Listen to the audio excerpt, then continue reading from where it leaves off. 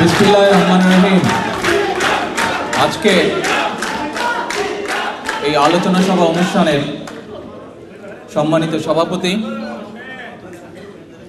অনুষ্ঠানে মঞ্চে উপবিষ্ট অতিথিবৃন্দ, অনুষ্ঠানে উপস্থিত যুক্তরাজ্য বিএনপি সহ বিভিন্ন অঙ্গ সংগঠনের উপস্থিত নেতৃবৃন্দ এবং কর্মী ভাইরা এবং সাংবাদিক ভাইরা, আসসালামু আলাইকুম।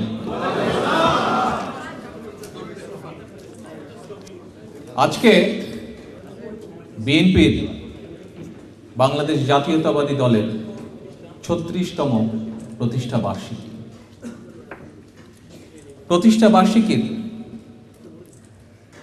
এই দিনে প্রথমেই আমি স্মরণ করছি সেই সকল নেতৃবৃন্দকে, বিএনপির সেই সকল কর্মী ভাইদেরকে যারা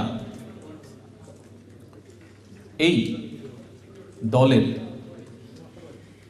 আদর্শকে, শহীদ জিয়ার আদর্শকে, দেশনেত্রী বেগম খালেদা জিয়ার আদর্শকে তুলে ধরার জন্য, বাংলাদেশের গণতন্ত্রকে তুলে ধরার জন্য, গণতন্ত্রকে সুপ্রতিষ্ঠিত করার জন্য বিভিন্ন সময় বিভিন্ন আন্দোলন সংগ্রামে যারা নিজেদের জীবন দিয়েছেন সেই সকল শহীদদেরকে স্মরণ করছি। একই সাথে স্মরণ করছি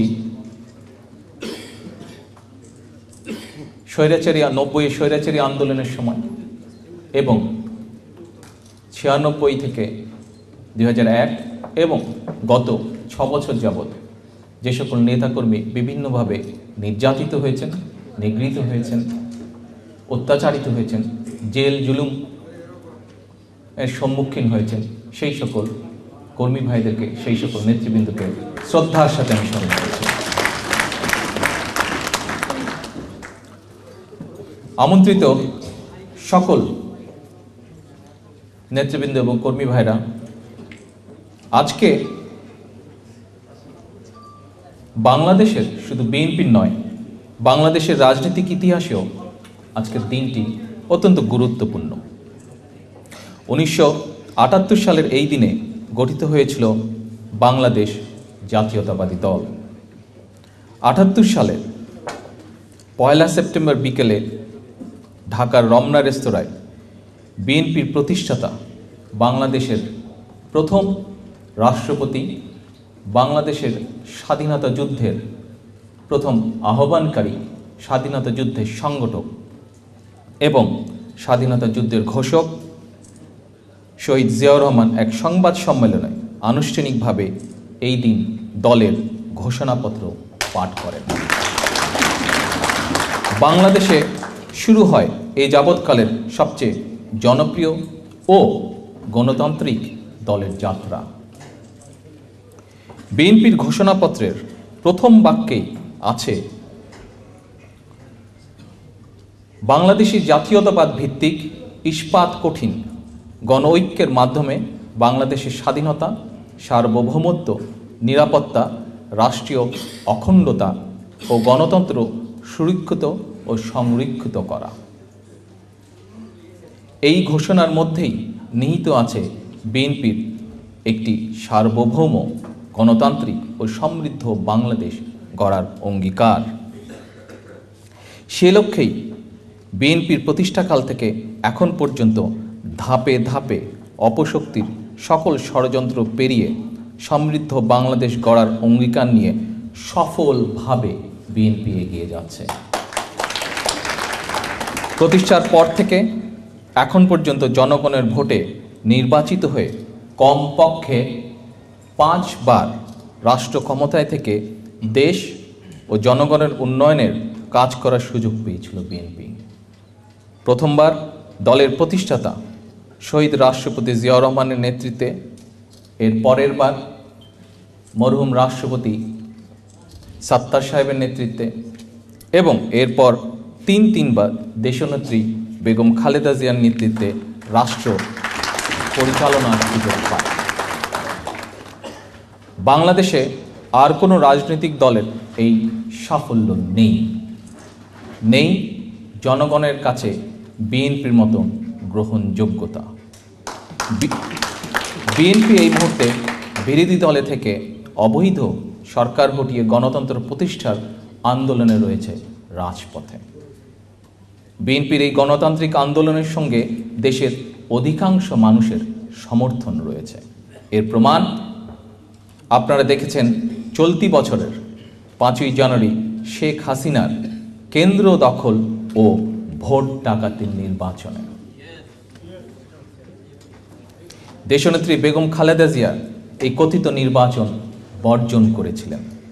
সেই তামাশার নির্বাচনে বাংলাদেশের মানুষ দেশনেত্রী বেগম খালেদা জিয়ার কথায় সায় দিয়ে সেই নির্বাচনে অংশগ্রহণ করেনি। সেই ভোট ডাকাতির নির্বাচন, সেই তামাশার নির্বাচনে আমরা দেখেছি যে তাদেরই হিসাব মতে 44টা কেন্দ্রে একজন ভোটারও তারা পায়নি। এমনকি সেই সকল অঞ্চলে যে কেন্দ্রগুলিতে একটিও ভোট পড়েনি, সেখানে তাদের নিজেদেরও দলীয় সংগঠনে যে সকল কর্মীরা ছিল, নেতারা ছিল, তারাও সে সকল ভোট কেন্দ্রগুলিতে ভোট দিতে যায়নি।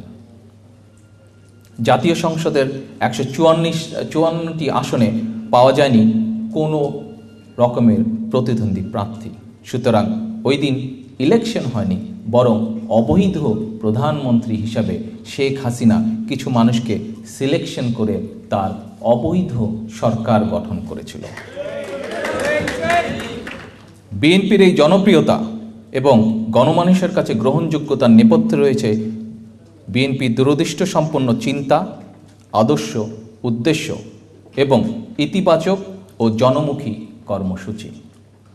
এই কর্মসূচির সফল বাস্তবায়নের জন্য প্রয়োজন দেশের সকল ধর্ম, বর্ণ, ভাষা, সাংস্কৃতিক ও সামাজিক মূল্যবোধ নির্বিশেষে প্রতিটি মানুষের স্বাধীনতা ও আকাঙ্ক্ষার প্রতি ইতিবাচক দৃষ্টিভঙ্গি প্রদর্শন।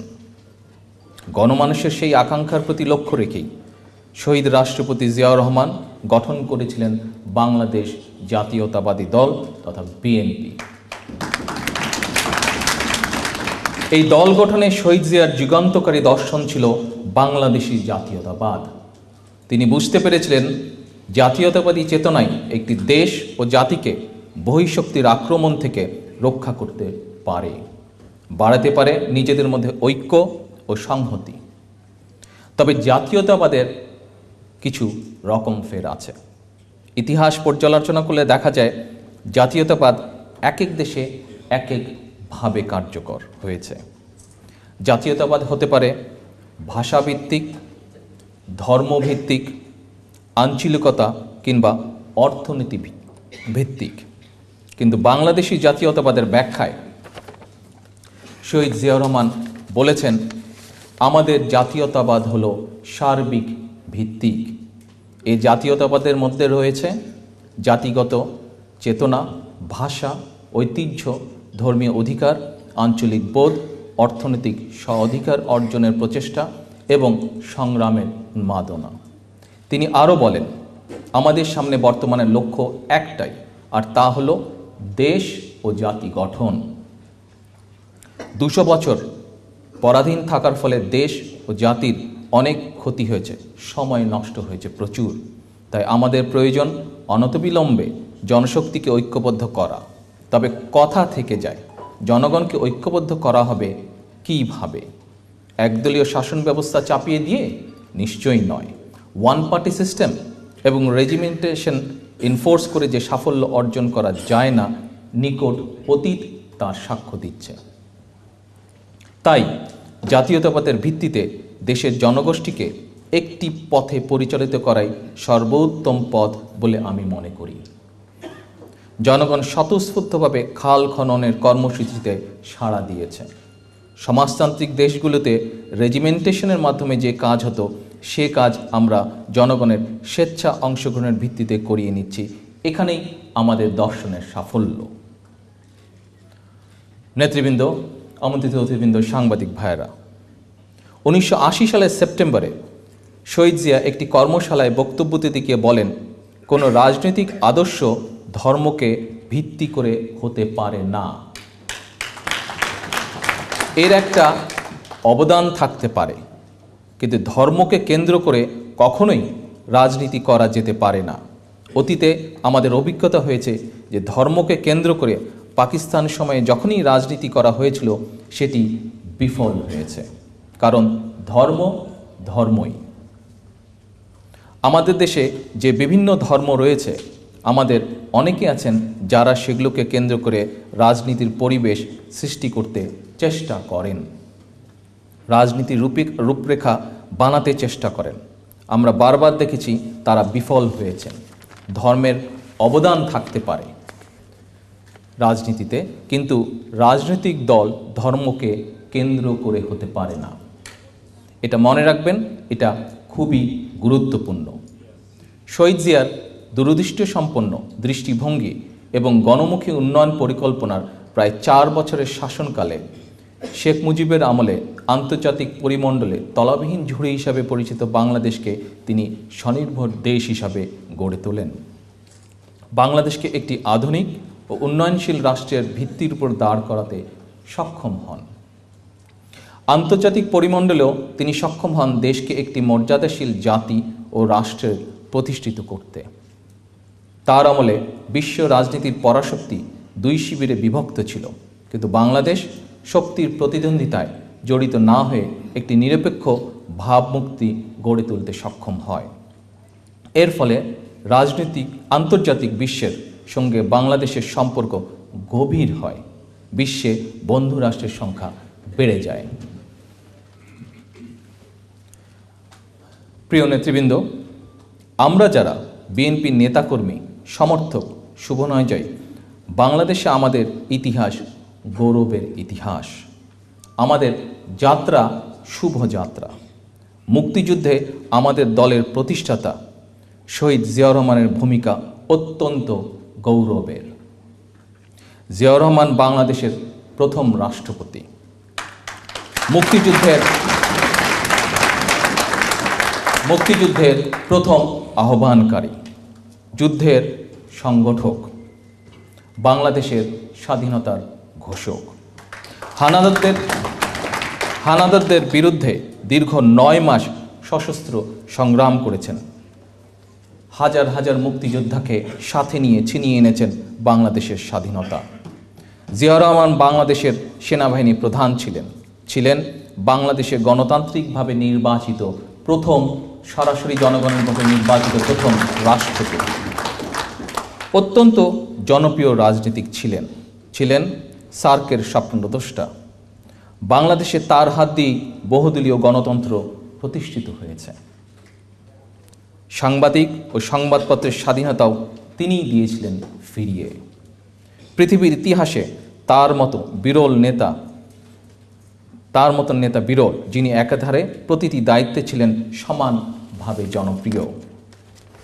তার মৃত্যুর পর পৃথিবীর প্রায় সকল দেশ শোকবাণীতে শহীদ জিয়াকে মূল্যায়ন করেছেন একজন মানবতাই মহান নেতা হিসাবে। আমি আপনাদের সামনে সেই সময়কার কয়েকটি দেশের বক্তব্য তুলে ধরতে চাই। এতে যারা নতুন প্রজন্ম, তাদের কাছে শহীদ জিয়া সম্পর্কে আন্তর্জাতিক বিশ্বের দৃষ্টিভঙ্গি হবে স্পষ্ট। 1981 সালের 1 জুন লন্ডনের দৈনিক টেলিগ্রাফ লিখেছিল, তিনি একজন বিনয়ী রাষ্ট্রনায়ক হিসেবে পরিচিত ছিলেন এবং মানবাধিকারকে সর্বাধিক গুরুত্ব দিতেন।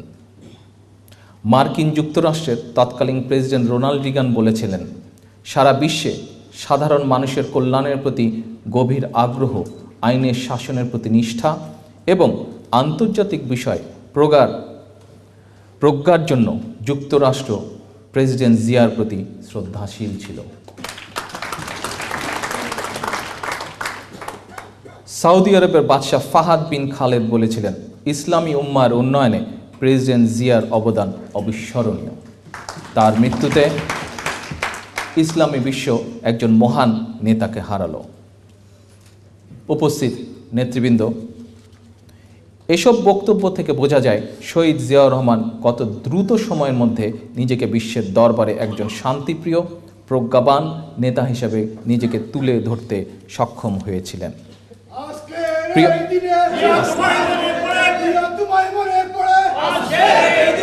প্রিয় নেতৃবৃন্দ, ষড়যন্ত্রকারী এবং বাংলাদেশের উন্নয়ন বিরোধিতা এখনও জিয়ার সাফল্য এবং তার জনপ্রিয়তায় ভীত। বিএনপি চেয়ারপারসন দেশনেত্রী বেগম খালেদা জিয়ার আপসীন নেতৃত্ব, তার ব্যক্তিত্ব এবং বিএনপির জনপ্রিয়তার কাছে এখনও এই বিরোধী অপশক্তি ম্লান। তাই শহীদ জিয়ার বিরুদ্ধে এখনও সমান তালে চলছে মিথ্যা অপপ্রচার। কিন্তু বিএনপির নেতাকর্মীদের সত্য ইতিহাস জানতে হবে প্রকৃত ঘটনা। বিশেষ করে তরুণ প্রজন্মের যে সকল ছাত্রনেতা, যুবনেতা এবং কর্মী ভাইয়েরা তোমরা আজকের এই অনুষ্ঠানে বসে আছো, তোমরা এবং এই মুহূর্তে বাংলাদেশে তোমাদের মতন যারা আছে, তোমাদের জানা খুবই প্রয়োজন।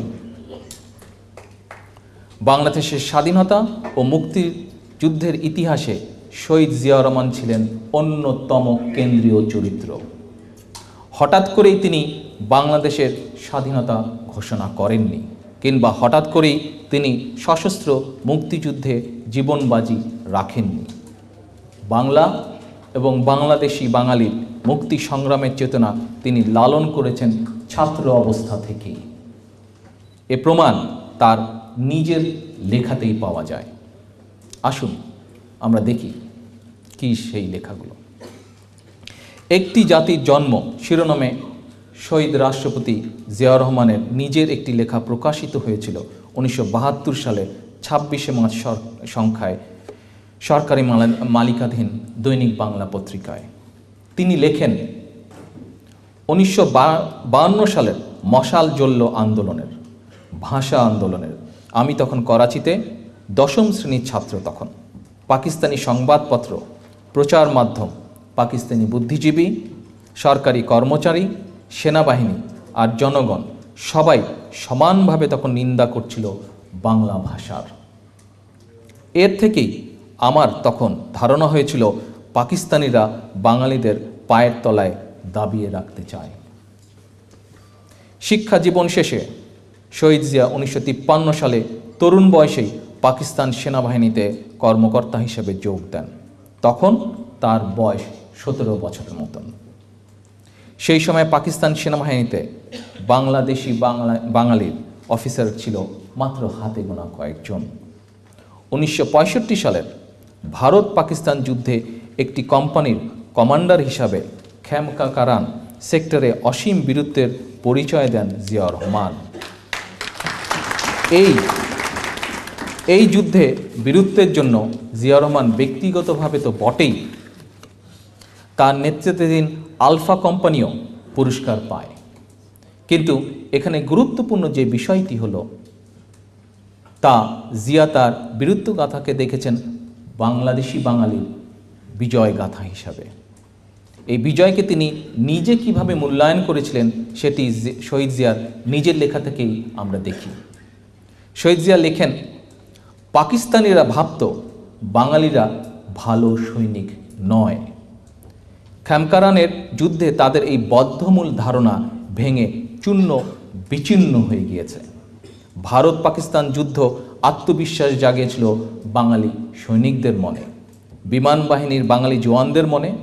আমরা তখন বুঝেছিলাম বিশ্বের যে কোনো বাহিনীর মোকাবেলায় আমরা সক্ষম।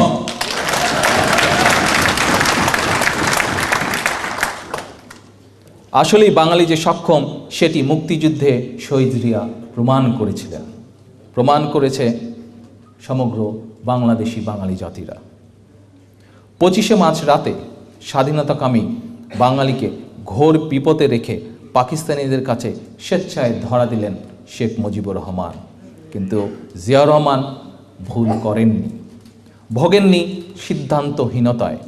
এর কারণ তিনি সুযোগ মতন হানাদার বাহিনীকে শায়েস্তা করে তাদের কাছ থেকে জাতির স্বাধীনতা ছিনিয়ে আনার মানসিক প্রস্তুতি নিয়ে রেখেছিলেন ছাত্র অবস্থা থেকেই।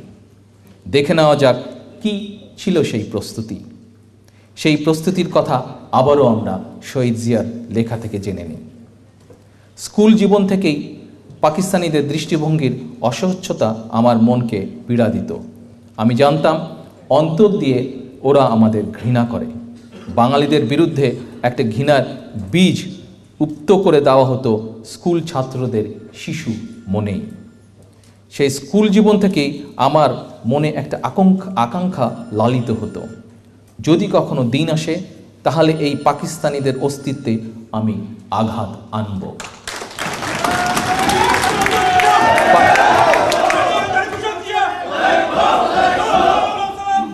বাইরে আগে শুনে নাও না। পাকিস্তানি পশুদের বিরুদ্ধে অস্ত্র ধারা দুর্বারতম আকাঙ্ক্ষা দুর্বার হয়ে উঠত মাঝে মাঝে। উগ্র কামনা জাগত পাকিস্তানের ভিত্তি ভূমিটাকে তছনছ করে দিতে, কিন্তু উপযুক্ত সময় আর উপযুক্ত স্থানের অপেক্ষায় দমন করতাম সেই আকাঙ্ক্ষাকে। এ কারণেই দেখা যায় 25শে মার্চ বাঙালিদের স্বাধীনতার আকাঙ্ক্ষা দমনে যখন পাকিস্তানিরা সশস্ত্রভাবে তৎপরতা শুরু করলো, তখন আমরা দেখলাম শেখ মুজিবকে তাজউদ্দিন সাহেবের ভাষায় বলতে যে নাকে তেল দিয়ে ঘুমাও এবং আরাম করে নিজের এরিন মোড় পাইপ টানতে। আর শহীদ জিয়ার হাতে দেখলাম আমরা অস্ত্র। শেখ মুজিবের অপেক্ষায় না থেকে তিনি নিজেই বললেন উই রিভল্ট বলে পাকিস্তানের বিরুদ্ধে যুদ্ধ ঘোষণা করলেন। চট্টগ্রামে পাকিস্তানি সেনা কর্মকর্তা ওই সৈনিকদের গ্রেফতার করলেন। কারোর জন্য অপেক্ষা না করেই তিনি প্রথম নিজেকে বাংলাদেশের রাষ্ট্রপতি হিসাবে স্বাধীনতা ঘোষণা করলেন। চট্টগ্রামে বাঙালি সেনা কর্মকর্তা এবং জওয়ানদের ডেকে সশস্ত্র যুদ্ধে ঝাঁপিয়ে পড়ার আহ্বান জানালেন। সেই দিনের সেই ঐতিহাসিক ঘটনার কথাও শহীদ জিয়া লিখে আমাদেরকে জানিয়েছেন। তিনি লেখেন, তখন রাত 2:15 26শে মার্চ 1971 সাল। রক্তের আখরে বাঙালির হৃদয় লেখা একটি দিন। বাংলাদেশের জনগণ চিরদিন স্মরণ রাখবে এই দিনটিকে, স্মরণ রাখতে ভালোবাসবে। এই দিনটিকে তারা কোনোদিন ভুলবে না, কোনো দিন না।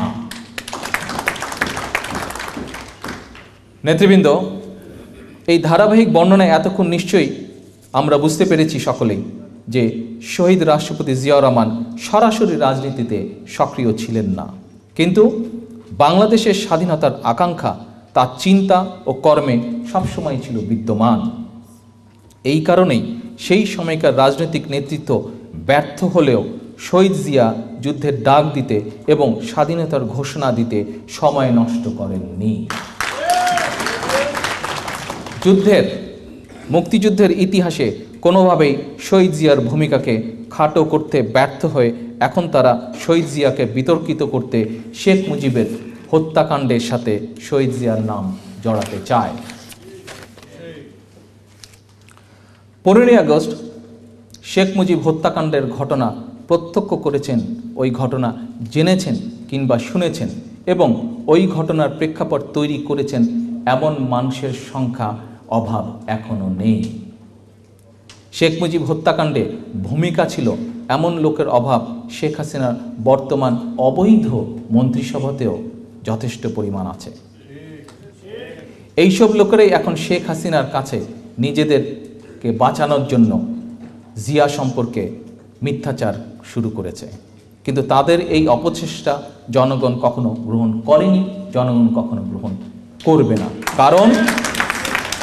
কারণ শেখ মুজিব হত্যাকাণ্ড সংঘটিত হয়েছিল 1975 সালের 15ই আগস্ট, আর শহীদ রাষ্ট্রপতি জিয়াউর রহমান প্রেসিডেন্ট হিসাবে দায়িত্ব গ্রহণ করেন 1977 সালের 21শে এপ্রিল।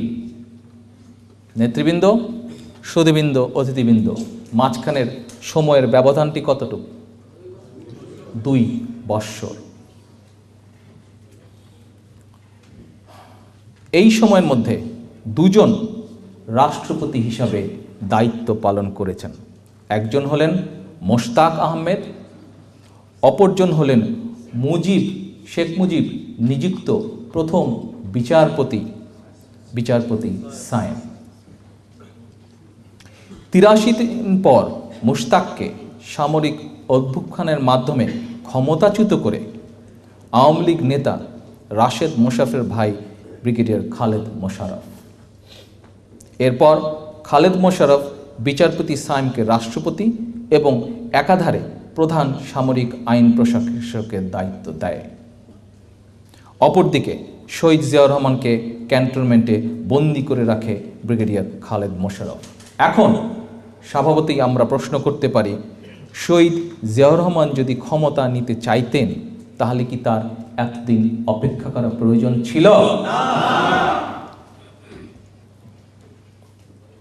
এমনকি শেখ মুজিব হত্যাকাণ্ডের পরও শহীদ জিয়াউর রহমান সেনাবাহিনীর প্রধান হননি। ৭৫ সালের ২৪শে আগস্ট তৎকালীন সেনাপ্রধান বর্তমান আওয়ামী লীগ নেতা জেনারেল শফিউল্লাহ মোশতাক সরকারের কাছে রাষ্ট্রদূতের চাকরি কনফার্ম করার পর ২৫শে আগস্ট সরকারি নিয়ম অনুযায়ী সেনাপ্রধানের দায়িত্ব পান শহীদ রাষ্ট্রপতি জিয়াউর রহমান। কারণ জিয়াউর রহমান ছিলেন তখন ডেপুটি আর্মি চিফ। সেনাবাহিনী এবং জনগণের কাছে শহীদ জিয়ার যে জনপ্রিয়তা ছিল, সেই জনপ্রিয়তাকে কাজে লাগাতে চাইলে শহীদ জিয়া সেনাপ্রধান কিংবা প্রেসিডেন্ট হতে এত দীর্ঘ সময় অপেক্ষা করার প্রয়োজন হতো না। নেতৃবৃন্দ, হতো কি? হতো না। সেই সময় শহীদ জিয়াউর রহমানের জনপ্রিয়তার একটি প্রমাণ আমি আপনাদের সামনে উপস্থাপন করতে চাই। আপনারা নিঃসন্দেহে ১৯৭৫ সালের নভেম্বর মাসে ঘটে যাওয়া অনেক ঘটনার কথা জানেন, অনেক ঘটনার কথা শুনেছেন। ওই সময়টিতে দেশে চলতে থাকে এক অরাজক পরিস্থিতি। তরুণ নেতৃবৃন্দ, তরুণ কর্মীরা, বিএনপি, যুবদল, ছাত্রদল সহ সকল অঙ্গ সংগঠনের, তোমাদেরকে আমি এখন বলবো, এই মুহূর্ত থেকে আমি যে পরবর্তী যা বলে যাব খুব মন দিয়ে তোমরা শুনবে। এটা তোমরা শুনবে এবং এখানে সাংবাদিক ভাইরা আছেন, ওনাদের নিউজের মাধ্যমে এটা দেশে আমার যে সকল তরুণ নেতৃবৃন্দ আছে, নতুন জেনারেশনের ছেলেমেয়েরা আছে, সবাইকে আমি অনুরোধ করব এই কথাগুলো মনোযোগ দিয়ে শোনার জন্য এবং জেনে রাখার জন্য।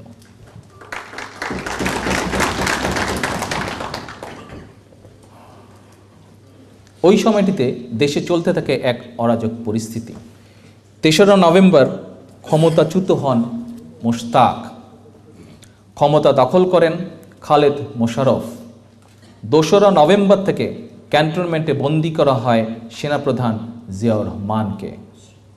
জিয়াকে বন্দি রেখে নিজেই নিজেকে সেনাপ্রধান ঘোষণা করেন খালেদ মোশাররফ। এরপর প্রেসিডেন্ট হিসাবে দায়িত্ব দেন প্রধান বিচারপতি সায়েমকে। একই সঙ্গে তাকে প্রধান সামরিক আইন প্রশাসক বা CMLA করা হয়। এমনই এক অবস্থায় দেশে সংঘটিত হয় সিপাহী জনতার বিপ্লব। সিপাহী জনতা ক্যান্টনমেন্টের বন্দিদশা থেকে শহীদ জিয়াকে মুক্ত করে আনে। জিয়াউর রহমান বাংলাদেশের জনগণের কাছে কত বেশি জনপ্রিয় এবং তার গ্রহণযোগ্যতা কতখানি আমি আপনাদের সামনে একটি পত্রিকার প্রকাশিত রিপোর্ট থেকে পড়ে শোনাচ্ছি। এই রিপোর্টটি প্রকাশিত হয়েছিল ১৯৭৫ সালের ৭ই নভেম্বর সিপাহী জনতার অভ্যুত্থানের মাধ্যমে জিয়াউর রহমানকে মুক্ত করার দিন। সেই সময়কার দৈনিক বাংলার একটি বিশেষ টেলিগ্রাম। শুক্রবার সকালে রেডিও বাংলাদেশ থেকে ঘোষিত হয় ষড়যন্ত্রের নাক পাশ ছিন্ন করে মেজর জেনারেল জিয়াউর রহমানকে উদ্ধার করেছে বিপ্লবী সিপাহীরা। এর কিছুক্ষণ পর জেনারেল জিয়া জাতির উদ্দেশ্যে তার ঐতিহাসিক ভাষণ দেন। মিছিল আর মিছিলের বিপ্লব, বিজয়ের উল্লাসের মিছিল, স্লোগান আর স্লোগান, কণ্ঠের আর বুলেটের মিলিত স্লোগান, করতালি আর করতালিতে প্রাণের দুর্দম্পি, আকাশে ক্ষিপ্ত লাখো হাত, একের পর এক হচ্ছে প্রভাতের স্বর্ণ ইগল। পথে পথে সিপাই আর জনতা আলিঙ্গন করছে, হাত নেড়ে জানাচ্ছে অভিনন্দন, কাঁধে কাঁধ হাতে হাত, এক কণ্ঠে এক আওয়াজ, সিপাই জনতা ভাই ভাই, জোয়ান জোয়ান ভাই ভাই, বাংলাদেশ জিন্দাবাদ, মেজর জেনারেল জিয়াউর রহমান জিন্দাবাদ। আমাদের স্বাধীনতা রাখবই রাখবো, হাতের সঙ্গে হাত মেলাও, সিপাই জনতা এক হও। এত আনন্দ, এত উল্লাস, সিপাই ও জনতার হৃদয়ের সঙ্গে হৃদয়ের কোরাস, স্লোগানের মাঝে কামানের এমন অর্কেস্ট্রা, এ এক অজানা ইতিহাস। ঢাকা উল্লাসে উল্লাসে টালমাটাল, বাংলাদেশ আনন্দে উদ্বেল। এই রিপোর্ট আমরা যখন লিখছি তখনও পথে পথে একের পর এক বিজয় মিছিলে যাচ্ছে, ট্রাকে চেপে, পায়ে হেঁটে। সেনাবাহিনী, বিমান বাহিনী, নৌবাহিনী, বাংলাদেশ রাইফেলস, পুলিশ, আনসার ও দমকল বাহিনীর এক একটি দল যাচ্ছে, করছে রাজধানীর পরিক্রমা। তাদের সাথে এক লরিতে রয়েছে নানা স্তরের জনগণ। পথে পথে ঘুরছে ট্যাঙ্ক আর আর্মার্ড কার, পেছনে পেছনে জনতা। কোনো কোনো ট্যাঙ্ক ও আর্মার্ড কারেও জনতা উঠে বসেছে। স্লোগানে স্লোগানে আকাশে নিক্ষিপ্ত সিপাহীদের গুলিতে, আনন্দে উচ্ছ্বাসে উদ্বেল নগরী। দৈনিক বাংলা, টেলিগ্রাম, 7/11/1975। সুধীবৃন্দ, বাংলাদেশের মুক্তিযুদ্ধ এবং এর পরবর্তী ঘটনা প্রবাহ নিয়ে গবেষণা করেছেন বিশিষ্ট সাংবাদিক অ্যান্থনি মাসকারার। সিপাই বিপ্লবের মাধ্যমে জিয়াউর রহমানের মুক্তির ঘটনার পরপর জনগণের কী প্রতিক্রিয়া হয়েছিল, এটি তিনি তার বাংলাদেশ এ লিগ্যাল সি অফ ব্লাড বইতে লিখেছেন। রেডিওতে আমি সেখান থেকে পড়ে শোনাচ্ছি অংশবিশেষ। রেডিওতে ক্রমাগত সিপাহী জনতার বিপ্লবের ঘোষণা এবং জেনারেল জিয়ার ক্ষমতা গ্রহণের খবর শুনে হাজার হাজার লোক স্রোতের মতো রাস্তায় নেমে এলো। 3 দিন ধরে তারা বিশ্বাস করেছিল যে ভারত খালেদ মোশাররফের মাধ্যমে তাদের কষ্টে অর্জিত স্বাধীনতাকে বিপন্ন করেছে। কিন্তু এখন সেই দুঃস্বপ্ন কেটে গেছে। সর্বত্র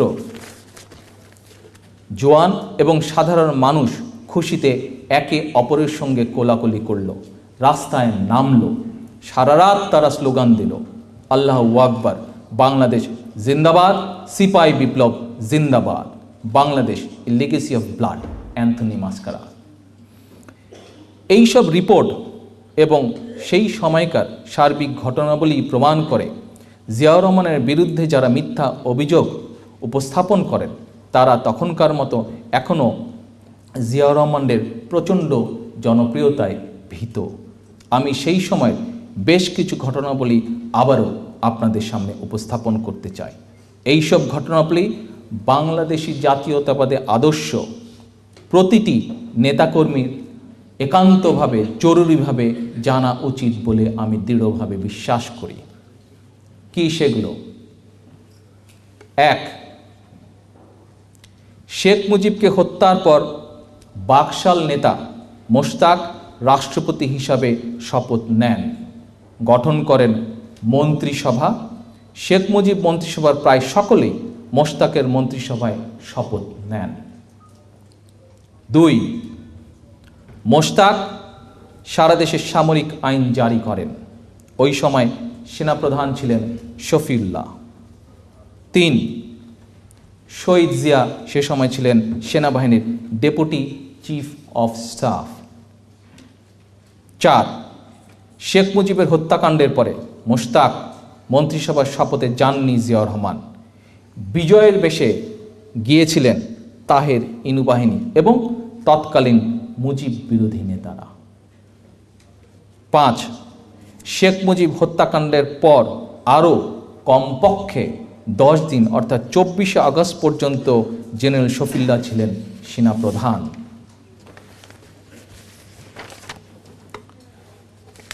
6. রাষ্ট্রদূত হিসাবে মোশতাক সরকারি চাকরি কনফার্ম করার পরে সেনাপ্রধানের পদ ছাড়েন শফিউল্লাহ। এরপর যথানিয়মে ডেপুটি চিফ অফ স্টাফ থেকে প্রমোশন পেয়ে 25শে আগস্ট সেনাপ্রধান হন শহীদ রাষ্ট্রপতি জিয়াউর রহমান। ইয়াং লিডার্স, এগুলো মনে রাখতে হবে তোমাদেরকে। সেনাপ্রধান 7, সেনাপ্রধান হিসাবে দায়িত্ব নিয়ে রক্ষী বাহিনীর প্রভাব মুক্ত একটি শক্তিশালী ও পেশাদার সেনাবাহিনী গড়ে তোলার কাজ শুরু করেন শহীদ জিয়া। 8, জিয়াকে মেনে নিতে পারেননি ব্রিগেডিয়ার খালেদ মোশাররফ। তিনি ভেতরে ভেতরে জিয়াউর রহমানকে সরানোর চক্রান্ত শুরু করেন।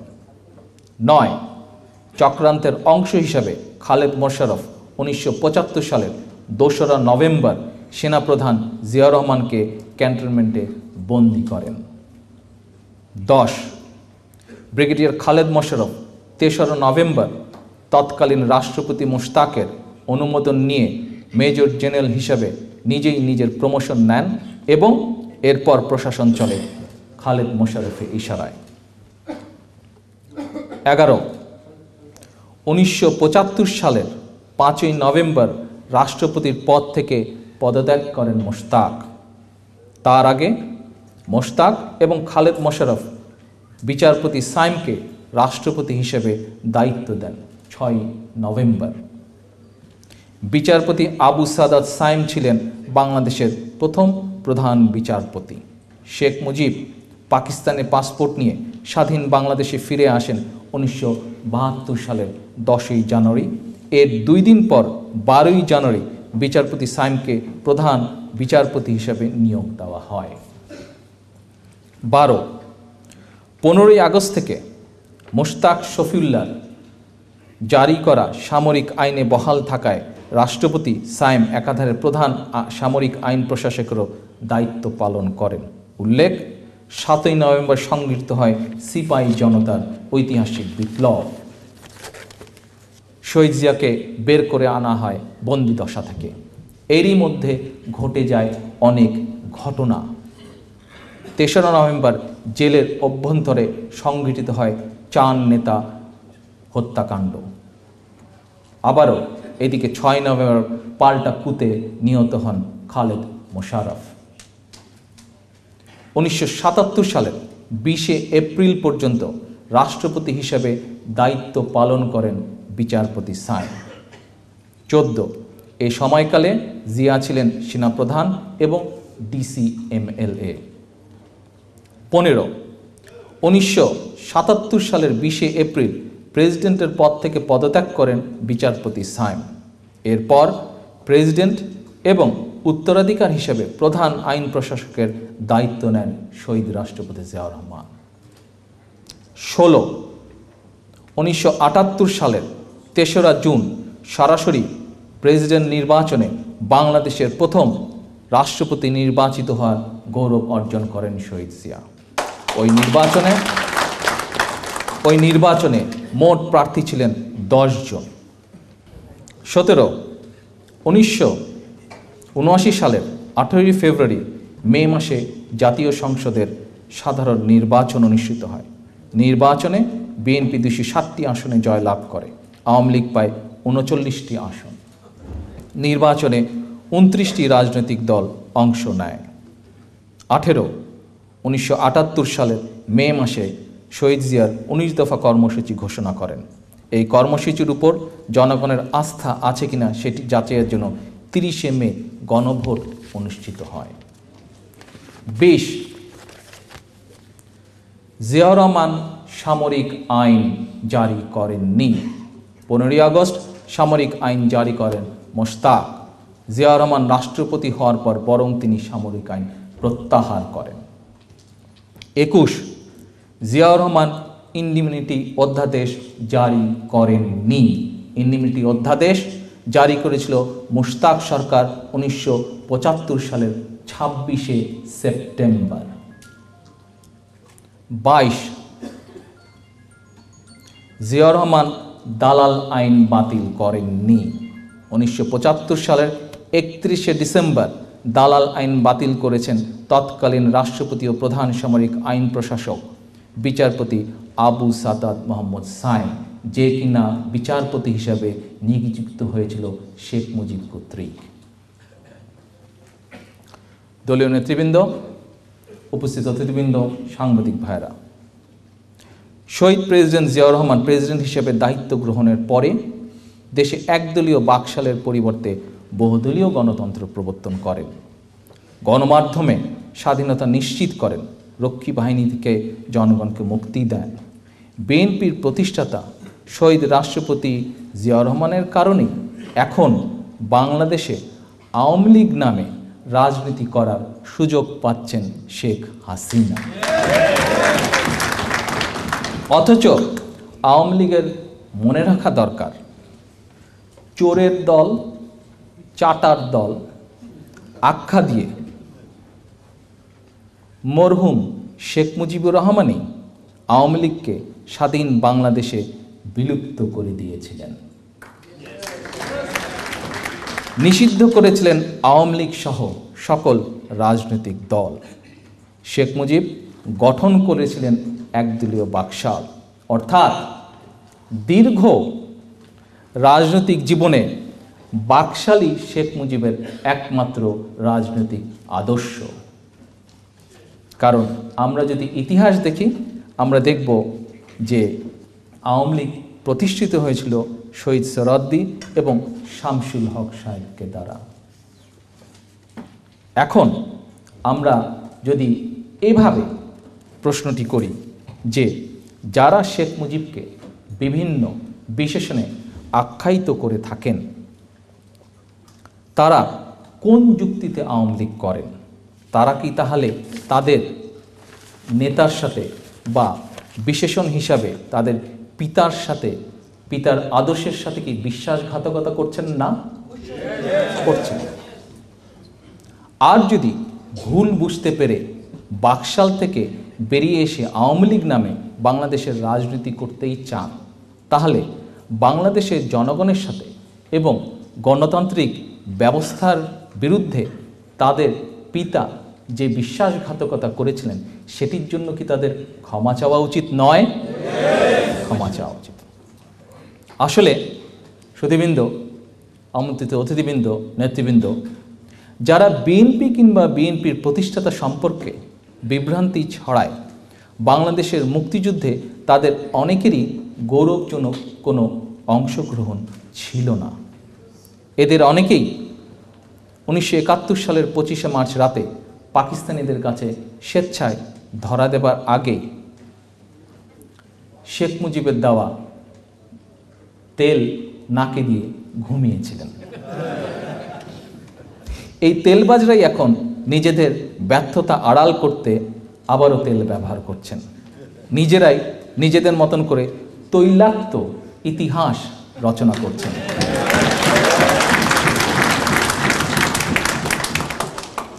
তাদের গলাবাজিতে প্রকৃত মুক্তিযোদ্ধারা অসহায়। তবে গলাবাজি করে সত্যিকার ইতিহাসকে কখনো দাবিয়ে রাখা যায় না। নেতৃবৃন্দ, এখানে আমাদের দলের প্রতিষ্ঠাবার্ষিকীতে আমাদের নেতা, আমাদের দলের দেশ এবং দেশের জনগণের জন্য যে অবদান, ইতিহাসের প্রেক্ষাপট সংক্ষেপে আপনাদের সামনে সকল কিছু তুলে ধরেছি। এটা নয় যে আমি এখানে ইতিহাস নির্মাণ করতে এসেছি। ইতিহাস অবশ্যই লিখবেন ইতিহাসবিদরা, যারা ইতিহাসের সাক্ষী তারা লিখবেন হয়তো। কিন্তু এই অবৈধ আওয়ামী লীগের আমলে একটি বিষয় নিশ্চয়ই আপনারা খেয়াল করে দেখেছেন। কি সেই বিষয়? সেই বিষয়টি হচ্ছে বাংলাদেশের একজন বিখ্যাত সাহিত্যিক ছিলেন মরহুম হুমায়ুন আহমেদ। হুমায়ুন আহমেদের একটি বইতে হুমায়ুন আহমেদ যুদ্ধের, মুক্তিযুদ্ধের, আমাদের গৌরবগাথা মুক্তিযুদ্ধের ঘটনা নিয়ে একটি সত্য ঘটনা, সত্য কথা উল্লেখ করেছিলেন। আপনারা কি জানেন সেটি? এবং আমরা কি দেখলাম? আমরা দেখলাম যে কোর্টের মাধ্যমে সেই ইতিহাসকে সেন্সর করা হলো। এই অবৈধ হাসিনার অবৈধ সরকারের সময় কোর্টের মাধ্যমে সেই ইতিহাসকে সেন্সর করা হলো। শুধু তাই নয়, আমরা এবিএম মুসা নামে বাংলাদেশে একজন অত্যন্ত সিনিয়র জার্নালিস্ট ছিলেন। উনি রাজনৈতিকভাবে আওয়ামী লীগ ঘরানারই মানুষ ছিলেন, কিন্তু উনি সত্য কথা বলতে গিয়ে জীবনের শেষ বয়সে আওয়ামী লীগ নামক দলটির কাছ থেকে অত্যন্ত অপমান সইতে হয়েছে ওনাকে। কাজেই এটা এক ধরনের, এই যে কোর্টের মাধ্যমে জোর করে ইতিহাসকে সেন্সর করা, যে সত্য কথা বলবে তাকে অপমান করা, এটা এক ধরনের অসভ্যতা। এবং আমি মনে করি এই অসভ্যতাকে মেনে নেওয়া যায় না। একজনকে বলতে হবে, যে যে জানে তাদের সকলকে বলতে হবে, বারবার বলতে হবে, অনেকবার বলতে হবে। যেটি সত্য সেটিকে তুলে ধরতে হবে তথ্য প্রমাণের ভিত্তিতে।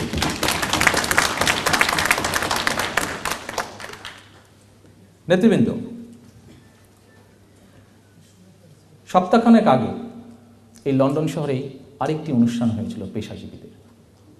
সেই অনুষ্ঠানে আমি কতগুলো কথা বলেছিলাম যে কতগুলো ডিবেট বা বিতর্কের, দেশকে যদি সমৃদ্ধশালী করে গড়ে তুলতে হয়, দেশকে যদি বাংলাদেশের মানুষ যেই ইচ্ছা, যেই আশা, যেই আকাঙ্ক্ষা নিয়ে বাংলাদেশের যুদ্ধে ঝাঁপিয়ে পড়েছিল, দেশকে স্বাধীন করেছিল, সেই আশা আকাঙ্ক্ষাকে যদি বাস্তবায়িত করতে হয়, তাহলে কতগুলো মিথ্যা ডিবেটের, মিথ্যা বিতর্কের অবসান হতে হবে।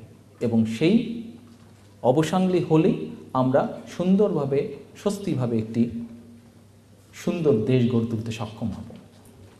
আমি ইতিহাসের ভিত্তিতে কতগুলো ঘটনা আপনাদের সামনে তুলে ধরেছিলাম। পাকিস্তান আমলে তৎকালীন সংসদের ডেপুটি স্পিকার জনাব শাহেদ আলীর মৃত্যুর ব্যাপারে আমি একটি ঘটনা তুলে ধরেছিলাম জনাব মনসুর আলীর লেখা আমার রাজনীতির 50 বছর এই বইটি থেকে। আমি ওই দিকের কথায় এখন আর যেতে চাচ্ছি না।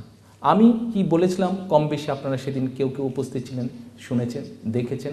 সংবাদপত্রের কর্মীরা আছেন, ভাইরা আছেন, তাদের মাধ্যমে অনেকে আপনারা জেনেছেন কি বলেছিলাম আমি। তার পরবর্তীতে আওয়ামী লীগের নেতৃবৃন্দ কি বলেছেন সে বিষয়ে পরে আসছে। আওয়ামী লীগের যেসব রাজনীতিতে পোড় খাওয়া অনেক নেতৃবৃন্দ অনেক কথা বলেছেন, আমার কোনো প্রশ্নের উত্তর ওনারা দিতে পারেননি, কিন্তু তার প্রেক্ষিতে ওনারা অনেক কিছু কতগুলো কথা বলেছেন। সেই কথাগুলোর পরিপ্রেক্ষিতে আমি শুধু একটি কথাই বলব। সেই কথাটি হচ্ছে, হযরত আলী রাদিয়াল্লাহু আনহু একটি কথা বলেছিলেন। ওনার একটি উদ্ধৃতি দিয়ে ওনাদের সকল কথার জবাবটা আমি দিতে চাই, তারপরে আবার ঘটনায় আসতে চাই।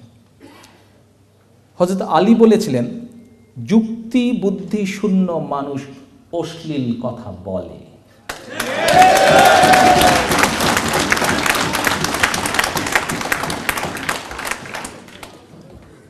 আমি ডেপুটি স্পিকার শাহেদ আলীর সেই ঘটনায় আমি যাচ্ছি না, আমি সামনে বাড়ছি। নেতৃবৃন্দ, উপস্থিত অতিথিবৃন্দ, সেদিন আপনাদেরকে একটি হত্যাকাণ্ডের কথা বলেছিলাম। এখন আরেকটি ঘটনা আপনাদের সামনে এবং সমগ্র দেশবাসীর সামনে আমি তুলে ধরতে চাই, এবং তারপরে মনসুর সাহেবের বইতে লেখা ঘটনা এবং আমার তুলে ধরা বক্তব্য কতখানি সঠিক সেটি বিচারের দায়িত্ব আমি জনগণের হাতে ছেড়ে দিতে চাই। আসুন, কি সেই ঘটনাটা? শেখ হাসিনার বর্তমান অবৈধ সরকারের অবৈধ মন্ত্রিসভায় আরেকজন অবৈধ মন্ত্রী আছেন, অবৈধভাবে নির্বাচিত, ভোট ডাকাতির মাধ্যমে নির্বাচিত আরেকজন মন্ত্রী আছেন। সেই মন্ত্রী সৌভাগ্যক্রমে একটি অত্যন্ত পুরাতন পত্রিকার সম্পাদকও বটে। আচ্ছা, এই সম্পাদক সাহেব অনেক আগে, দেশ স্বাধীনের আগে, যখন উনি যুবক ছিলেন, সেই সময় উনি ছাত্রলীগ থেকে, আওয়ামী লীগের যে ছাত্র সংগঠন, সেই ছাত্রলীগ থেকে উনি ঢাকা বিশ্ববিদ্যালয় হল সংসদের নির্বাচন করেছিলেন। তো নির্বাচনের দিনের একটি ঘটনা উনি লিখেছেন। কোথায় লিখেছেন? ঢাকায় একটি পত্রিকা আছে সমকাল। সমকাল পত্রিকার 2012 সালের 15ই আগস্টে যেই সংখ্যাটি বের হয়েছিল, বিশেষ সংখ্যা বোধহয় একটি বের করেছিল তারা, সেই সংখ্যায় এই সম্পাদক সাহেব, এই অবৈধ মন্ত্রী একটি ঘটনার উল্লেখ করেছেন। ঘটনাটি বিরাট বড়সড়। আমি ঘটনার মূল বিষয়বস্তুটি পড়ে শোনাচ্ছি আপনাদের। হল সংসদের নির্বাচন হয়েছে। নির্বাচনে খুব সম্ভব বোধহয় এই অবৈধ মন্ত্রী জিতেও ছিলেন। তো এখন উনি যখন হলের দিকে যাচ্ছেন তখন হঠাৎ শুনলেন যে সেখানে দুই ছাত্র সংগঠনের মধ্যে মারপিট হয়েছে এবং তাদের ছাত্রলীগের ছেলেরা মার খেয়েছে। তো উনি ঘটনাটি জানার পরে হলে না গিয়ে মাঝপথ থেকে উনি ফিরে গেলেন। ফিরে গিয়ে উনি মরহুম আওয়ামী লীগের অন্যতম নেতা মরহুম রাজ্জাক সাহেবকে নিয়ে উনি ধানমন্ডিতে শেখ মুজিবের বাসায় গেলেন। শেখ মুজিবের বাসায় গিয়ে উনি শেখ মুজিবের কাছে বিচারই হোক বা ঘটনাটি জানানো হোক সেখানে গেলেন। উনি যাবার পরে দেখলেন যে শেখ মুজিবের বাসায় পৌঁছানোর পরে উনি দেখলেন যে শেখ মুজিব লুঙ্গি ও স্যান্ডেল পরিহিত অবস্থায় আছেন। Fine, no problem with that. তাদের দেখে শেখ মুজিব বাসার নিচে নেমে এলেন। মরহুম রাজ্জাক সাহেব তখন বর্তমানকার এই মন্ত্রীর সঙ্গেই ছিলেন। রাজ্জাক সাহেব শেখ সাহেবকে ফজলুল হক হলে ঘটনাটি খুলে বললেন। এটা কিন্তু মন্ত্রী সাহেবের লেখা। সব শুনে শেখ মুজিব বললেন, তরুণ ভাই বোনেরা, তোমাদেরকে বলছি খেয়াল করো। নেতৃবৃন্দ, আপনাদেরকে বলছি এরপরে শব্দগুলো খেয়াল করবেন। সব শুনে শেখ মুজিব বললেন, লজ্জা করে না? ছাত্রলীগের ছেলে হয়ে মার খেয়ে এসেছিস, ওদের হল থেকে বের করে দে, বাকিটা আমি দেখব। তারপর লুঙ্গির ভাঁজ থেকে কিছু একটা বের করে রাজ্জাক ভাইয়ের হাতে দিলেন। এটা মন্ত্রী সাহেব বলছেন। কিছু একটা বের করে, লুঙ্গির ভাঁজ থেকে কিছু একটা বের করে রাজ্জাক সাহেবের হাতে দিলেন। এরপরে রাজ্জাক সাহেব এবং সেই অবৈধ মন্ত্রী সাহেব গাড়িতে ওঠার প্রস্তুতি নিলেন। হঠাৎ করে শেখ সাহেব মন্ত্রী সাহেবকে কাছে ডাকলেন। কাছে ডাক দিয়ে বললেন, থাম। তারপর কিছু একটা মন্ত্রীর হাতে দিয়ে বললেন, গাড়িতে সবসময় কিছু একটা রাখিস।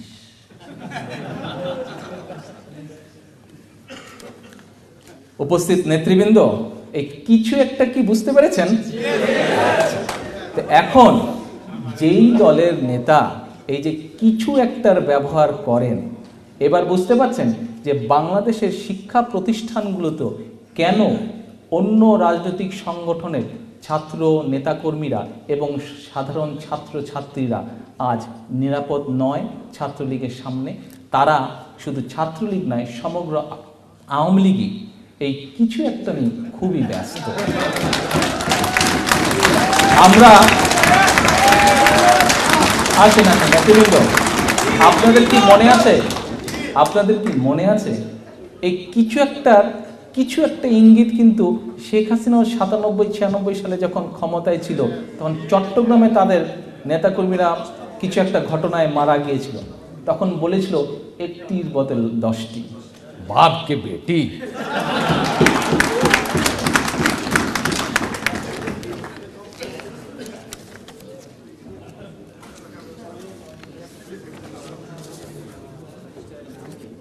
আপনারা যদি এই যে সমকালের সেই সংখ্যাটি, এটা অনলাইন থেকে প্রিন্ট আউট করা, হ্যামিলনের বংশীবাদক, এইভাবে যদি গিয়ে খোঁজেন আপনারা পেয়ে যাবেন। খুব মজা করে রসিয়ে রসিয়ে পড়তে পারবেন আপনারা। এখন নেতৃবৃন্দ আসেন,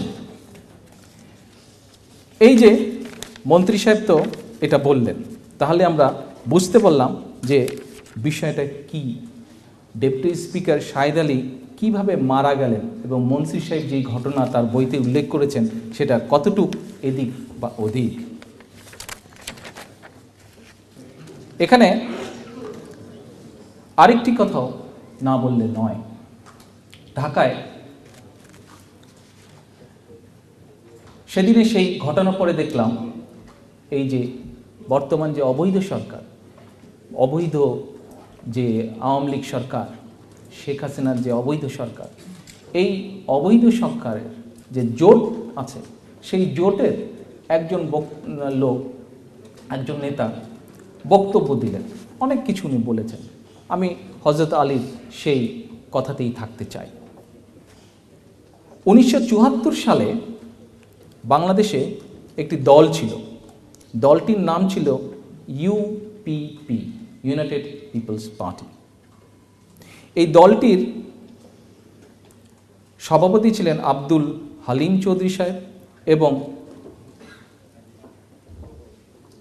নেতৃত্বেও ছিলেন কাজী জাফর আহমেদ সাহেব। এই দলের একজন যুগ্ম সাধারণ সম্পাদক ছিলেন। এই যুগ্ম সাধারণ সম্পাদক সাহেব সেদিন অনেক কঠিন কঠিন কথা বলেছেন আমার 24 তারিখের বক্তব্যের পরিপ্রেক্ষিতে। কিন্তু 1975 সালের 29শে অগাস্ট এই যেই ইউপিপি ছিল, এই ইউপিপির যুগ্ম সম্পাদক ছিলেন মেনন সাহেব। 29শে আগস্ট ইউপিপি একটি বিবৃতি প্রকাশ করে শেখ মুজিবের হত্যাকাণ্ডের পরে। এই বিবৃতিটি ওনারা কিন্তু অস্বীকার করেননি। আমরা খুব সংক্ষেপে দেখি বিবৃতিতে ওনারা কি বলেছিলেন সেদিন। বিবৃতিতে বলেছিলেন, গত 15ই আগস্ট সামরিক অভ্যুত্থানে শেখ মুজিবুর রহমানের মৃত্যুর মধ্য দিয়ে গত 3.5 বছরের ঘৃণ্য ও গণধিকৃত মুজিব রাজত্বের অবসান হয়েছে।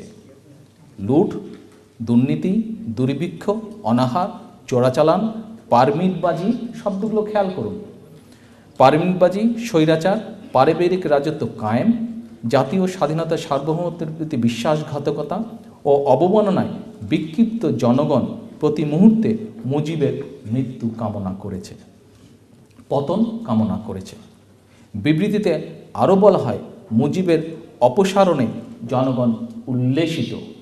পরবর্তী লাইনটি নেতৃবৃন্দ ভালো করে খেয়াল করুন ওনাদের বিবৃতিতে কী ছিল, কারণ এখন যা বলছে আপনারা এটির সাথে বর্তমানটা মিলাবেন। পরবর্তী লাইনটা ছিল, তার মৃত্যু কারো মনে সামান্যতম সমবেদনা বা দুঃখ জাগাতে পারেনি। এখন বিচারের বিষয়, বিচারের দায়িত্ব আপনাদের। আপনারা কিভাবে এদেরকে, বাংলাদেশের জনগণ কিভাবে বিচার করবে সেটির দায়িত্ব আপনাদের হাতে আমি ছেড়ে দিতে চাই নেতৃবৃন্দ। আমরা আবারও আসি, আরেকজন ভেরি পাওয়ারফুল এক অবৈধ মন্ত্রী বর্তমানে আছে বাংলাদেশে। এখানে সাংবাদিক ভাইরা যারা আছেন,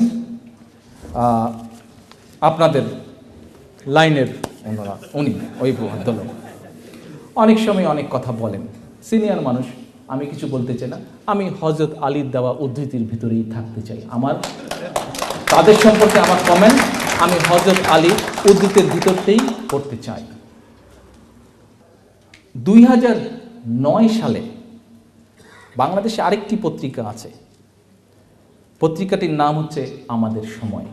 2009 সালের 5ই নভেম্বর একটি রিপোর্ট প্রকাশিত ছিল এই যে আপনাদের এই অবৈধ মন্ত্রী আছে যে সাংবাদিক ভাইরা, ওনাকে নিয়ে। উনি আজ পর্যন্ত ওটার কোনো প্রতিবাদও করেননি এবং এই রিপোর্ট প্রকাশিত হয়েছে, ইট ইজ দেয়ার। কী ছিল রিপোর্টে? রিপোর্টটা সংক্ষিপ্ত আকারে আমি আপনাদের সামনে পড়ে যাচ্ছি।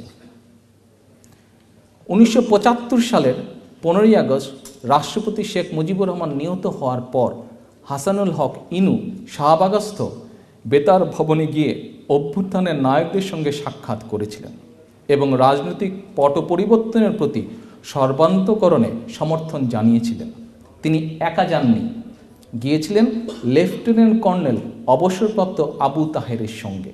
তাহের তখন জাসদের গণবাহিনীর অধিনায়ক আর ইনু ছিলেন গণবাহিনীর পলিটিক্যাল কমিশনার। দৈনিক আমাদের সময় আরও লিখেছে, ইনুদের বেতার ভবনে যাওয়াটা কোনো আকস্মিক বিষয় ছিল না। শেখ হাসিনাকে খুশি করার কৌশল হিসাবে ইনুরা এখন যাদের খুনি মেজর বলছেন তাদের সঙ্গে কর্নেল তাহের ও ইনু সহ জাসদ নেতাদের আগে থেকেই যোগাযোগ ছিল। এগুলি 5ই নভেম্বর 2009 আমাদের সময়। 15ই আগস্টের আগে মেজর সৈয়দ ফারুক রহমান কর্নেল তাহেরের সঙ্গে তার নারায়ণগঞ্জের অফিসে গিয়ে দেখা করেছিলেন। তাহেরের নেতৃত্বে জাসদের গণবাহিনী সে সময় সশস্ত্র বিপ্লবের মাধ্যমে মুজিব সরকারকে উৎখাত করে রাষ্ট্র ক্ষমতা দখল করতে তৎপর ছিল। একটি বিশেষ ঘটনারও উল্লেখ রয়েছে রিপোর্টে।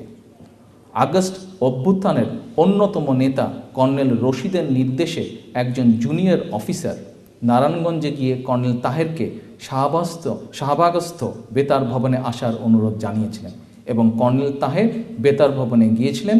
তার সঙ্গে ছিলেন আহসানুল হক ইনু। বেতার ভবনে তাহের ও ইনুর সঙ্গে অভ্যুত্থানের সব নেতার দেখা ও কথা হয়েছিল। বেতার ভবনেরই অন্য একটি কক্ষে নতুন রাষ্ট্রপতি খন্দকার মোশতাকের সঙ্গেও আলোচনা করেছিলেন তাহের ও ইনু। নেতৃবৃন্দ, এরপরে আমি জানি না এই সকল পোড়খা রাজনীতিবিদ কি বলবেন বা কি বলতে পারেন। ওনারা কি বলতে পারেন ওনাদের বলার পরিপ্রেক্ষিতে আমরা যা তুলে ধরলাম আজকে জাতির সামনে, এই বিচারের দায়িত্ব জাতি, যে তারা কার কি অবস্থান বা কার কি ভূমিকা, কখন কি ছিল, এইসবের উপরে ভিত্তি করেই যারা রাজনীতি করেন তাদেরকে জনগণের কাছ থেকে সমর্থন নিতে হয়। আমি একটু আগেই বলেছি, ইতিহাসের লেখার জন্য, বলার জন্য, বানানোর জন্য আমি এখানে আজ উপস্থিত হইনি। এই আওয়ামী লীগের রেকর্ড আছে, তারা ইতিহাসকে পরিবর্তন করতে চায় নিজেদের সুবিধা মতন। সেজন্যই আমি আজকে মনে করেছি সঠিক ইতিহাসগুলো আজকে তুলে ধরা দরকার। আমি সেদিন আরেকটি বিষয়ের কথা উল্লেখ করেছিলাম। কি সেই বিষয়টি? 21শে আগস্ট একটি ঘটনা ঘটেছিল 2005 সালে। এই আওয়ামী লীগের জনসভায় একটি বিস্ফোরণ হয়েছিল, গ্রেনেড বিস্ফোরণ। বহু মানুষ সেদিন হতাহত হয়েছিল।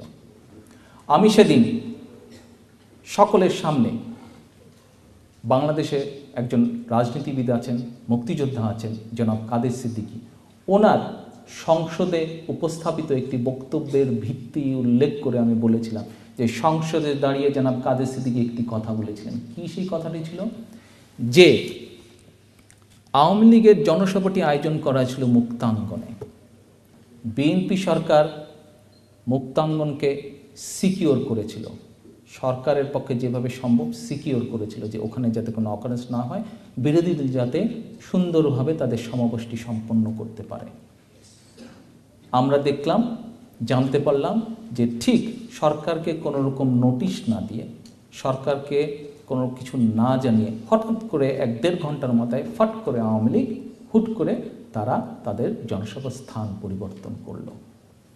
এটি আমরা বলিনি, আমরা বলছি, ধরলাম যে ঠিক আছে আমাদের বিরোধী দল, আমরা বলিনি। জনাব কাদের সিদ্দিকী তো একজন অন্য দলের মানুষ, উনি এই কথাটি বলেছেন যে কেন স্থান পরিবর্তন করা হলো। সংসদের রেকর্ডে কথাটি এখনও আছে, যে কেউ চাইলে সংসদের রেকর্ড থেকে কথাটি বের করে নিতে পারেন। যদি ডেট চান, ডেটও আমি দিয়ে দেব। সেদিন অবশ্য বলেছিলাম ডেটটা সেপ্টেম্বর মাসের 24 তারিখ ছিল খুব সম্ভব ডেটটা। তা এখন দেখুন আপনারা আরেকটা জিনিস চিন্তা করে, এখানে আমরা সবাই বাংলাদেশের মানুষ। মুক্তাঙ্গন কোথায় আমরা কম বেশি সবাই জানি। মুক্তাঙ্গনের অবস্থানটি দেখুন। মুক্তাঙ্গনের অবস্থান কি? একপাশে সেক্রেট আর একপাশে জিপি, অর্থাৎ দুটি সরকারি বিল্ডিং এবং দুই দিক দিয়ে প্রোটেক্টেড। অর্থাৎ ওখানে সরকারের অনুমতি ছাড়া, সরকারের পারমিশন ছাড়া, সরকারের ক্লিয়ারেন্স ছাড়া কোনো আনওয়ান্টেড মানুষ ওই বিল্ডিংগুলোতে যেতে পারবে না। অর্থাৎ ওই বিল্ডিংগুলো সিকিওর। অর্থাৎ এই দুটি বিল্ডিংয়ের মধ্যেখানে যে থাকবে তাকে যদি সরকার প্রোটেকশন দেয় তাহলে সেটি সিকিওর থাকছে। পক্ষান্তরে আমরা কি দেখছি? পক্ষান্তরে আমরা দেখছি যে যেখানে হুট করে আওয়ামী লীগ তাদের অফিসের সামনে জনসভার স্থানটি নিয়ে গেল, সরকারকে তারা কোনো রকম নোটিশ দিল না, সরকারকে কোনো রকম সুযোগ এবং সময় দিল না জায়গাটিকে সিকিওর করার জন্য। এবং কম বেশি আমরা সবাই জানি যে ওই আওয়ামী লীগ অফিসটি পাকিস্তান আমল থেকেই আওয়ামী লীগের, এবং ওটির আশেপাশে যেগুলো আছে সেগুলি পাকিস্তান আমলে অন্য অন্য মানুষের ছিল। দেশ স্বাধীনের পরে এই আওয়ামী লীগের লোকজন অনেক জায়গা জমি, দোকান টোকান, অফিস টফিস তারা দখল করে নিয়েছে। অর্থাৎ ওটার আশেপাশের বিল্ডিংগুলোতে সম্পূর্ণ কর্তৃত্ব কিন্তু আওয়ামী লীগের। ওখানে যেগুলো বিল্ডিং আছে সামনে আশেপাশে যেগুলো আছে সেগুলো আওয়ামী লীগ জন্য, কারো অফিস, কারো দোকান, কারো না কারো কিছু। অর্থাৎ কোথায় কে ঢুকলো না ঢুকলো চাইলে আওয়ামী লীগ সেটাকে কম বেশি নিয়ন্ত্রণ করতে পারে। তারা ফাট করে ওই জায়গায় মিটিংটি নিয়ে গেল, সরকারকে সেই জায়গাটা নিরাপদ করার কোনো রকম সময় সুযোগ তারা দিল না, একটি সিকিউর জায়গা থেকে ইনসিকিউর জায়গায় নিয়ে গেল।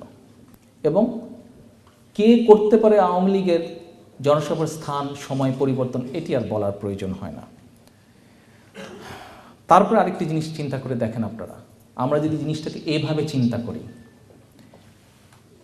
মুক্তাঙ্গনে মঞ্চ ছিল, এই যে মঞ্চ, আমরা একটি মঞ্চে দাঁড়িয়েছি, এখানে যদি হঠাৎ কিছু হয় তাহলে কিন্তু ছিটকে এদিকে আসবে, রাইট? আমরা যারা মঞ্চে আছি আমাদের কাছে চলে আসবে, সামনে কোনো কিছু নেই। আপনারা দেখেন শেখ হাসিনা গিয়ে বেগম আইভি রহমানকে কিন্তু অনেকবার বলে ডেকেছেন, এটা শেখ হাসিনা নিজেই বলেছে, অনেকবার বলে ডেকেছে যে আসেন আসেন আপনি ট্রাকে উঠেন, ট্রাকে উঠেন, ট্রাকে উঠেন, কয়েকবার বলে ডেকেছে। কিন্তু আইভি রহমান উনি তো জানতেন না যে ভিতরে কি হচ্ছে, উনি ওঠেননি, উনি নেতাকর্মীদের সাথে রয়ে গিয়েছে। ট্রাক ইটসেলফ কিন্তু উঁচু, মাটি থেকে উঁচু, তারপরে আবার ট্রাকের ভিতরটা কিন্তু চারিদিক ঘেরা। এখানে সেনাবাহিনীর মানুষ আছে, আপনারা খুব ইজিলি বুঝতে পারবেন যা বোঝাতে যাচ্ছি। ট্রাকটা কিন্তু ঘেরা, অর্থাৎ কাভার্ড। আপনি যদি ট্রাকের মধ্যেখানে দাঁড়ান, চারিদিক দিয়ে কিন্তু বডিটা বন্ধ করা, অর্থাৎ এখানে যদি কিছু হয়ও আপনি কিন্তু প্রোটেক্টেড, কম বেশি রয়ে যাচ্ছেন। আর তারপরে তো মানুষ আছে আপনাকে শিল্ড করার জন্য। আমরা কি যদি এইভাবে ধরে নিতে পারি না? আমরা তো ধরতেই পারি, কারণ এখন ঘটনা যা বলছে, ঘটনা যা বাস্তব, তার প্রেক্ষাপটে বলাই যায় যে শেখ হাসিনা খুব ভালো করেই জানতো যে কী ঘটতে যাবে। এবং শেখ হাসিনাকে যারা পরামর্শ দিয়েছিল বা যাদের সাথে শেখ হাসিনা পরামর্শ করেছিল, তারা বলে দিয়েছিল শেখ হাসিনাকে যে তুমি ট্রাকের মধ্যে থাকবা, ট্রাকটা প্রোটেক্ট করা আছে, তোমার কিছু হবে না। এবং ঘটনা যেরকম ঘটাতে চেয়েছিল, বিএনপি সরকারকে অপদস্থ করার জন্য, বিএনপি সরকারকে বিব্রত করার জন্য দেশ এবং জাতির সামনে, এবং একটা রাজনৈতিক ফায়দা তোলার জন্য সেটা তারা করতে ছিল। সেই জন্যই তারা এই ঘটনা ঘটেছিল। এই ঘটনা যে ঘটাতে পারে তার আরেকটি উদাহরণ দেখুন। কিছুদিন আগে আমরা দেখলাম কি, নারায়ণগঞ্জে তাদেরই দলের, নারায়ণগঞ্জে কয়েক মাস আগে নারায়ণগঞ্জে তাদের কয়েকটা 7জন না 8জন মানুষ গায়েব হয়ে গেল, দিনে দুপুরে ভরা কোর্টের সামনে থেকে গায়েব হয়ে গেল।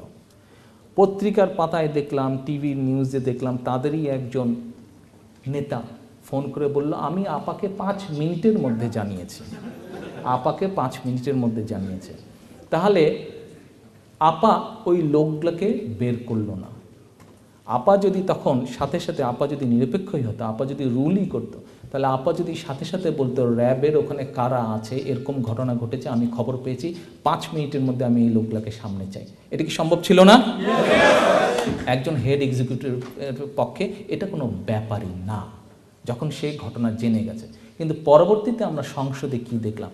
সংসদে দাঁড়িয়ে দেখলাম যে সারা নারায়ণগঞ্জের মানুষ যাকে খুনি বলে জানে, এই ঘটনার পেছনে যে আছে, সারা বাংলাদেশের মানুষ যাদেরকে খুনি বলে জানে এই ঘটনার পিছে, দেখলাম আমরা প্রকাশ্যে শেখ হাসিনা সংসদে দাঁড়িয়ে তাদেরকে প্রোটেকশন দিল। তার মানে ক্ষমতায় থাকার জন্য, নিজের স্বার্থ হাসিলের জন্য শেখ হাসিনা যে নিজের দলের মানুষকেও কিছু করতে কুণ্ঠিত বোধ করেন না, এরকম উদাহরণ একটা না, অনেক আছে, এরকম উদাহরণ অনেক আছে। সেই অবৈধ মন্ত্রীর যে ঘটনাটা বললাম আপনাদেরকে, এই যে শেখ সাহেব কিছু একটা দিয়ে দিল, এই কিছুর ব্যাপার এই বাপেরও ছিল, মেয়েরও আছে, এবং এই কিছুর জন্য দেশে আসতে আসেন। শুধু তাই নয়, দেখেন আপনি, একটা লোক সে সরকারি চাকরি করে, 2001 সাল নির্বাচন আসলো, সরকারি চাকরিতে থেকে নির্বাচন করা যায় না, এটা তো যে কেউ বোঝে নাকি? আচ্ছা, লোকটার নাম কি? কাহার আকন। সে হচ্ছে 21শে আগস্ট কেসের আয়ু।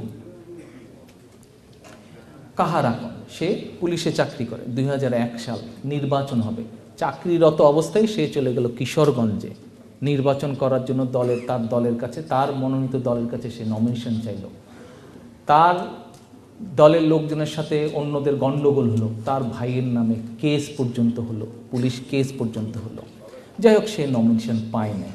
তো স্বাভাবিকভাবেই যখন সে সরকারি চাকরিরত অবস্থায় নির্বাচন করতে চেয়েছে, এটি হচ্ছে সরকারি আইনের বরখেলাপ। নির্বাচন হয়ে গেল, নতুন সরকার আসলো, যেহেতু সে একটি অপরাধ করেছে, তার শাস্তি স্বরূপ তার চাকরি গেল। 2008-এ যখন আওয়ামী লীগ ক্ষমতায় আসলো, শেখ হাসিনা কোর্টের মাধ্যমে ডেকে, আবার এই যে কোর্টের মাধ্যমে যেরকম ইতিহাস সেন্সার করছে, ঠিক ওইভাবে কোর্টের মাধ্যমে ডেকে আবার তাকে চাকরি দিয়ে দিল। এবং চাকরি দিয়ে তাকে এই কেসের আয়ু বানালো। এখন যেই লোক আওয়ামী লীগের নির্বাচনের মনোনয়নের টিকিট চায়, সেই লোকের পক্ষে কখনো কি নিরপেক্ষভাবে তদন্ত করা সম্ভব? সম্ভব নয়। বাংলাদেশে এই কেসটি আদালতে রয়েছে। আমি মাননীয় আদালতকে একান্তভাবে অনুরোধ করব যে এই যে শেখ হাসিনা স্থান পরিবর্তন করলো, আওয়ামী লীগ ফট করে স্থান পরিবর্তন করলো, এর রহস্য কি? বিচারের রায় দেওয়ার আগে এই রহস্য আপনাদেরকে বের করে দিতে হবে জনগণের সামনে। 1 নম্বর, এবং একজন পলিটিক্যালি বায়াসড মানুষ কিভাবে একটি অত্যন্ত সেন্সিটিভ কেসের তদন্তের আয়ু হয়, এটিও একটি প্রশ্নের ব্যাপার। কিভাবে সেই তদন্ত রিপোর্ট আদালত গ্রহণ করে, এটিও আদালতকে বলতে হবে জনগণের সামনে। নেতৃবৃন্দ, আজকে অনেকক্ষণ হয়ে গেছে, আপনারা অনেক বক্তব্য শুনেছেন। আমি মনে করি যে আজকে আমরা বিভিন্ন নেতৃবৃন্দ যারা বক্তব্য রেখেছেন তাদের কাছ থেকে আমরা অনেক কিছু জেনেছি, অনেক কিছু জানিয়েছেন আমাদের দলকে, দলের নেতৃবৃন্দকে, দলের কর্মীদেরকে। আমার অনুরোধ থাকবে, বারে বারে আজকে এই নিয়ে বোধহয় 3rd টাইম আমি বললাম, বিশেষ করে ইয়াং জেনারেশন তোমরা যারা আছো, যারা বিএনপিতে আছো, যারা যুবদলে আছো, যারা ছাত্রদলে আছো, যারা বাংলাদেশি জাতীয়তাবাদের আদর্শকে পছন্দ করো, তোমাদের প্রতি আমার অনুরোধ থাকবে যে ইতিহাসের যেই বিষয়গুলো, যে সত্য ঘটনাগুলো তোমাদের সামনে আমি তুলে ধরলাম, এই পয়েন্টগুলো তোমাদের সামনে আমি তুলে ধরলাম, এগুলো জানো, এগুলো শেখো এবং মানুষকে জানাও, মানুষকে শেখো। নেতৃবৃন্দ, আপনাদের কাছেও আমার অনুরোধ থাকবে, আপনারা ঘটনাগুলো আরও ভালো করে জানুন এবং আরও 10 জন মানুষকে জানতে সহযোগিতা করুন। নেতৃবৃন্দ,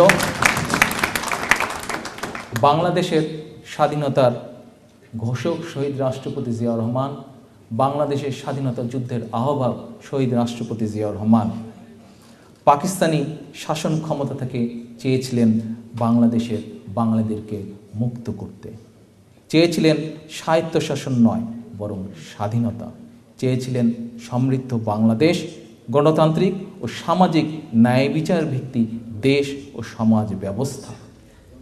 তিনি শুধু চাননি তার এই চাওয়া, বাস্তবায়নেও জীবনের শেষ দিন পর্যন্ত কাজ করে গেছেন। এই কারণেই তিনি অমর, তার আদর্শের পতাকাবাহী এখন দেশে বিদেশে লক্ষ কোটি মানুষের হাতে। সুধীবৃন্দ, আজকের আমার বক্তব্যের পরিশেষে আগামী আন্দোলনের মাধ্যমে দেশে একটি সত্যিকার জনগণের নির্বাচিত সরকার প্রতিষ্ঠার প্রত্যয় নিয়ে আজকে আমার বক্তব্য শেষ করছি। বিএনপি জিন্দাবাদ, বাংলাদেশ জিন্দাবাদ। আল্লাহ হাফেজ।